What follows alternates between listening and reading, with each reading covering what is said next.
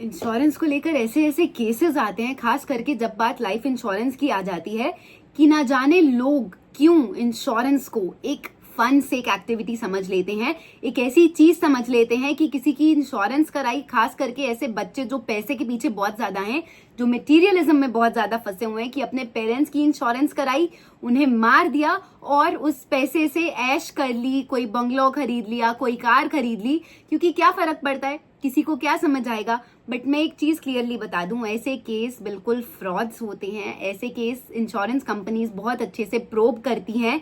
ऐसे केसेस में कभी भी क्लेम नहीं पास होता है जब ये चीजें रिवील होती हैं, सामने आती हैं, और साथ ही साथ इंडियन कोर्ट्स एंड लॉ आपको डिक्लेयर करता है एज अ फ्रॉड एंड आपको पनिशमेंट भी मिलती है। तो हमें लाइफ इंश्योरेंस करवाने के साथ साथ अपने एथिक्स और वैल्यूज का भी ध्यान रखना चाहिए। हमें ये चीज इंश्योर करनी चाहिए कि जिस चीज को अच्छे से हम एज अ सेवा अपनी फैमिली के लिए धर्म समझकर अपना कर्म कर सकते हैं, उस समय से बचाने के लिए जो आना एक फैमिली के ऊपर तय होता है, उसका हम मिसयूज ना करें। अगर हम एक रिस्पॉन्सिबल सिटीजन बनेंगे, हम तभी बाकी लोगों को एजुकेट कर पाएंगे और उनकी सोच बदलने में हम एक दूसरे की मदद कर पाएंगे, ताकि एक दिन पूरा भारत इंश्योर हो सके, पूरे भारत में मिस सेलिंग और फ्रॉड्स के केस कम हो सके, पूरा भारत एथिकल वैल्यूज को फॉलो करके अपनी फैमिली को सिक्योर करके अपनी फैमिली को स्ट्रेंथन कर सके, प्रिपेयर कर सके उस समय के लिए जो हर परिवार के ऊपर आना तय है। अब मैं ये बातें क्यों बोल रही हूँ, क्योंकि मैं बताती हूँ अक्सर हर वीडियो में, मोस्टली हर वीडियो में, कि मेरे मम्मा पिछले 25 साल से इस सेक्टर में है, इस लाइन में है। तो वो मुझे कहीं ना कहीं daily life stories, daily life case studies बताते रहते हैं, जो वो ग्राउंड रियलिटी पे जाके एक्सपीरियंस करते हैं, जो उन्हें कहीं ना कहीं से पता चलती है। तो एक रीसेंट केस स्टडी उन्हें सुनने में आई है, एक रीसेंट ऐसी बात जो बहुत हैरानी वाली है। मतलब लिटरली आजकल का समय ऐसा चल रहा है कि I really don't know what children are doing, what people are doing, और दुनिया कहाँ से कहाँ पहुंचती जा रही है सिर्फ पैसों के चक्कर में। और खास करके वो पैसा जो ना हम लेकर आए थे, ना हम लेकर जाएंगे। खाली हाथ आते हैं, खाली हाथ जाना है। माना यहाँ पर सरवाइव करने के लिए पैसा बहुत जरूरी है, माना यहाँ सरवाइव करने के लिए पैसा एक ऐसा टूल है जिससे हम बच नहीं सकते हैं, गरीबी में सरवाइव करना बहुत मुश्किल हो जाता है। बट द थिंग इज कि गलत रास्ता क्यों? तो ये स्टोरी है एक ऐसे बच्चे की जो एक इंश्योरेंस एडवाइजर से कांटेक्ट करता है और उन्हें अपने मदर के आईडी प्रूफ्स देता है और बोलता है कि मुझे अपने मम्मा की इंश्योरेंस पॉलिसी करवानी है, कि वो मेडिकल करवाने के लिए अभी यहाँ अवेलेबल नहीं है, और आप मेरे मम्मा की इंश्योरेंस पॉलिसी कर दीजिए, शाम को मेरे घर पर रसीद पकड़ा देना। तो क्या होता है, अब इंश्योरेंस एडवाइजर अक्सर सेल्स प्रेशर में, अक्सर इंडस्ट्री के टैबूज में, इंडस्ट्री के सिस्टम्स में इतना उलझे होते हैं कि वो लिटरली दिन रात सुबह शाम मेहनत कर रहे होते हैं कि उनको कहीं से एक इंश्योरेंस पॉलिसी मिल जाए, कि कोई तो उन्हें एक ऐसा व्यक्ति मिल जाए जिन्हें वो बीमा के बारे में समझा सके, जिनकी इंश्योरेंस पॉलिसी कर सके। तो जब उनको कोई सामने से ऐसा व्यक्ति मिलता है तो वो कुछ बिना सोचे समझे ऐसी इंश्योरेंस पॉलिसी करने को तैयार हो जाते हैं, क्योंकि कभी भी कोई भी पर्सन किसी को सामने से देखकर उसकी चालाकी, उसकी एथिक्स, उसकी वैल्यूज जज नहीं करता है। हमें अक्सर बड़े सिखाते हैं ना कि नेवर जज a book by its cover. इस वजह से वो पर्सन रेडी हो जाता है और जाकर फॉर्म भरवाकर सब चीजें कर पॉलिसी करवा आता है। तो शाम को जब वो अपने घर जा रहा होता है, उसको एकदम से याद आता है कि अरे मैं इनके घर जा आता हूँ, इनको रसीद दे आता हूँ, कि मेरे घर के रास्ते में ही पड़ते हैं। तो उसको सिर्फ एड्रेस पता होता है, क्योंकि उसके पास आधार कार्ड होता है जिसपे एड्रेस लिखा होता है।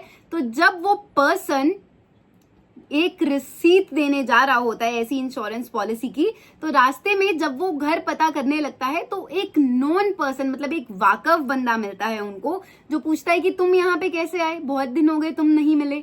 तो वो बताता है कि ऐसे ऐसे मैं इनकी इंश्योरेंस पॉलिसी करी थी, मैं इनको रिसीट देने आया हूँ, कि चलो इधर से निकल ही रहा था तो मैंने सोचा दे देता हूँ। तो वो अक्सर आदत होती है ना अब इंडियंस की, कि पूछ लेते हैं कि भाई साहब कहाँ, यहाँ कैसे, क्या करने आए हो, किसकी पॉलिसी, किसने करवाई है।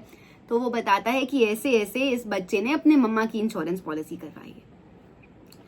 तो ये बताने पे उसको क्या सुनने में आता है कि इनके मदर की डेथ हुए 4 साल हो चुके हैं। आप देख रहे हो कहाँ चल रहा है इंडिया। तो वो बच्चा अपनी 4 साल पहले गुजरी हुई माँ की इंश्योरेंस पॉलिसी करवा रहा था, और बड़े हक से करवा रहा था, बड़ी सावधानी से करवा रहा था।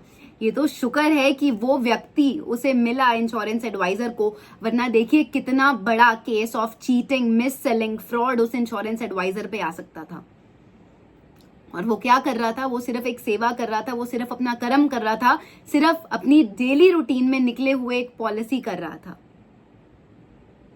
अब इससे बहुत सारी चीजें हाईलाइट होकर आती हैं। सबसे बड़ी बात तो ये कि क्या वो इंश्योरेंस एडवाइजर बिना फॉर्म साइन किए पॉलिसी कर रहा था? तो यहाँ तो बहुत बड़ा माल प्रैक्टिस नजर आता है। ऐसे बहुत सारे लोग करते हैं, अक्सर ऐसे ही होता है। जमाना डिजिटल हो गया है बट लोग नहीं बदल रहे हैं। दूसरा, उस बच्चे ने ऐसा क्यों किया? लोग अक्सर दुनिया की चकाचौंध में, मटेरियलिस्टिक वर्ल्ड में, पैसों की होड़ में ऐसा करते हैं, बट यहां उस इंश्योरेंस एडवाइजर की क्या गलती थी? उसको क्लेम तो फिर भी नहीं मिलता और वो दुनिया के सामने चीख चीख कर क्या बोलता? वो दुनिया के सामने चीख चीख कर ये बोलता कि इंश्योरेंस करवाई थी बट क्लेम नहीं मिला।